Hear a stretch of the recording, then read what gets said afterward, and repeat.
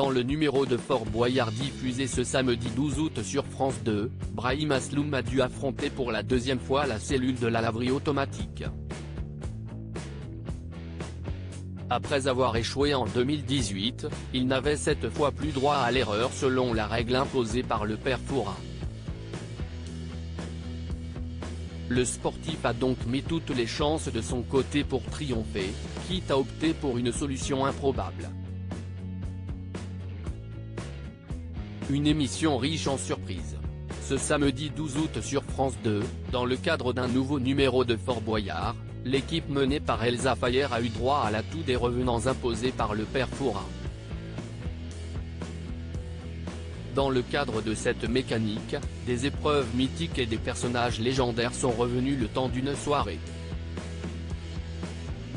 En cours d'émission, l'ancien boxeur Brahim Asloum a dû affronter l'épreuve de la laverie automatique, encouragé par ses coéquipiers, l'animateur radio Fred Musa, l'animatrice télé Yasmine Ouguili, le danseur Jordan Mouirak et l'aventurier Théa Youra. La laverie automatique est une épreuve que Brahim Asloum connaît bien pour l'avoir déjà subie en 2018 et y avoir échoué. Laverie automatique, en quelle année Brahim Asloum a-t-il subi cette épreuve dans Fort Boyard sur France 2 ? Mais cette fois, Olivier Mine l'avait prévenu, il n'avait pas le droit à l'erreur. La carte à tout, disponible à l'entrée de la cellule portait en effet la mention suivante, Brahim, pas le droit de se rater une seconde fois. Car en cas d'échec, si est-il la prison qui l'attendait pour lui et pour un de ses partenaires puisque cette épreuve se jouait à deux, mains liées. Si est-il donc accompagné de Fred Musa que Brahim Asloum a tenté de récupérer la précieuse clé. En quoi consiste l'épreuve de la laverie automatique dans Fort Boyard? Si les premiers instants se sont révélés laborieux puisque les deux candidats n'ont eu de cesse de tomber dans le tambour géant tournant en permanence, le sportif a opté pour une solution originale.